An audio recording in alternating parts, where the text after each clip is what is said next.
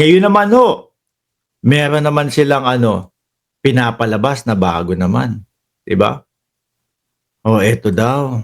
Hmm. Ayan daw ho. May plano daw po ang lakas CMD mga bossing. Ito yung pagpapabagsak daw sa mga Duterte, no?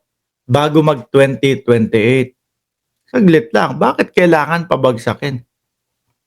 Naalala ko nga ho Ano sabi ni Pangulong Bongbong Marcos? Ang susunod na presidente, si VP Sara. Di ho ba, mga kababayan? Kaso mga nagmamadali ho. Gustong agawin ang pwesto ni Pangulong Bongbong Marcos. Yun pala, merong mga maiimbestigahan, may mga makikita na magiging butas sa kanila. Pogo, yung mga EJK, mga confidential funds. Kaya ho ngayon, mga kababayan, kung ano-ano na ang sinasabi nila. Kagaya na lang ho niyan. O ngayon, pinag-i-explain sila. I-explain nyo. Bigyan nyo kami ng dokumento. No?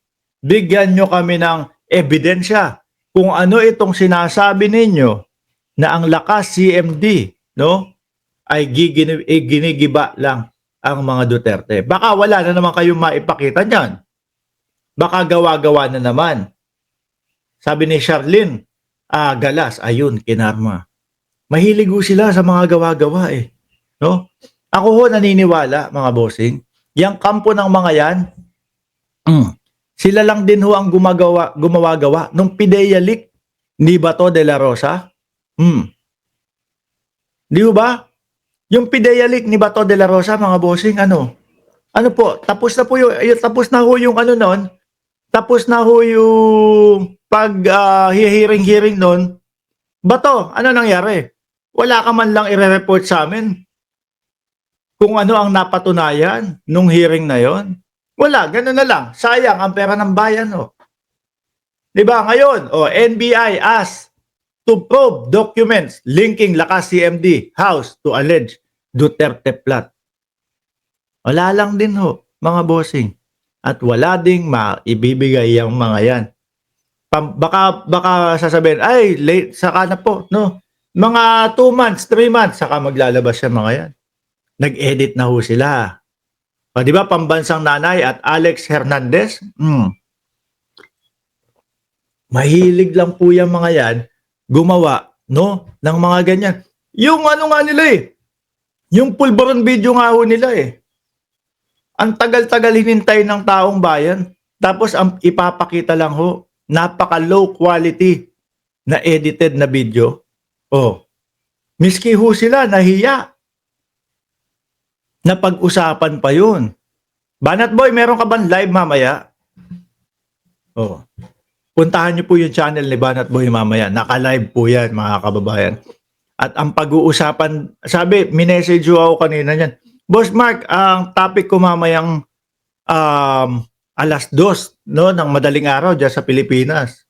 Ang topic ko mamaya, kung kakasya ba sa bunganga ni Roque ang gaotso kataba. Sabi, ano yung gaotso kataba? Hotdog daw po, tender juicy hotdog. Ayan. Yan po yung pag-uusapan daw mamaya. Ito yung mga ganyan mga kababayan. Malamang hindi lang din nila pansinin yan. No? Ganyan naman po yung style niya mga yan. Pagka yung eto na, sige pakita nyo yung inyong ebidensya. Ay wala. Tatahimik na huyang mga yan, mga bossing. Lahat gagawan ng issue ng mga yan. 20 pesos bigas nga Nag-iiyakan. Yung mga DDS, nasa na ang 20 pesos na bigas. Tapos si Sara, gusto pang harangin yata. Gusto pagkatapos ng eleksyon ipamigay. 'Di ba? Gutom na yung mga DDS 'Di ba Alex Hernandez? Shout out sa iyo. At KYL Sweetie Pie. Carne Norte na daw ng delata, sisiw na daw yung hotdog, Boss Mark. Ngayon eto. Naku po, mga kababayan. Madami po ang nagrereklamo. Water, which has been Ano sabi? Crime water daw. Madami po ang nagrereklamo, mga boss chief amo, sir, dun sa prime water, no? Na pag-aari ng mga bilyar, sabi, mga kababayan. Kasi ho kami, may isa po kaming bahay diyan sa Antipolo. Problema din po namin ang tubig doon.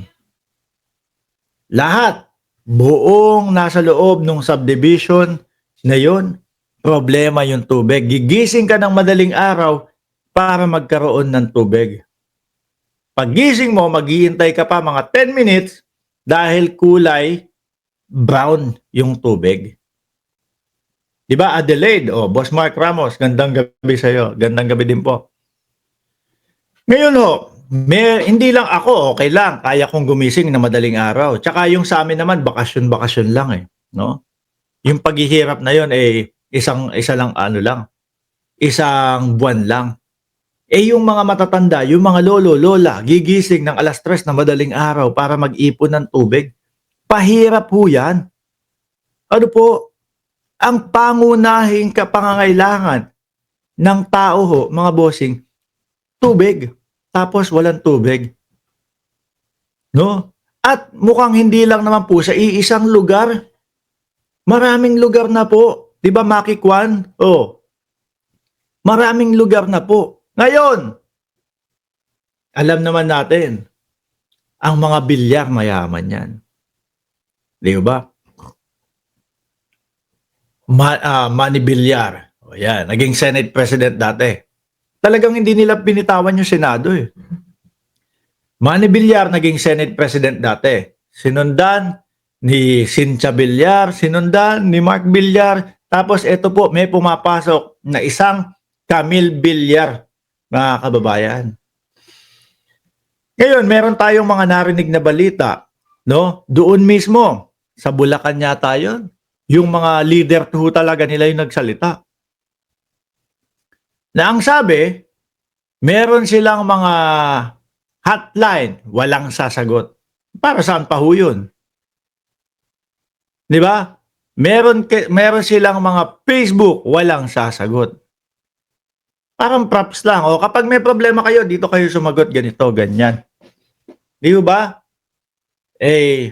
Alam nyo naman po sa gobyerno ni Pangulong Bongbong Marcos. Kibuloy ka? Ikaw ang may-ari ng kingdom? May nagreklamo sa iyo? May nagsampa ng kaso sa iyo? Harapin mo. Di ba? Bilyar kayo? Mayaman kayo? Madaming nagrereklamo sa inyo? Iimbestigahan namin kayo. Para po mapatunayan ko itong sinasabi ko, mga kababayan, pakinggan nyo po ang sinabi ni Attorney Claire Castro, mga bossing.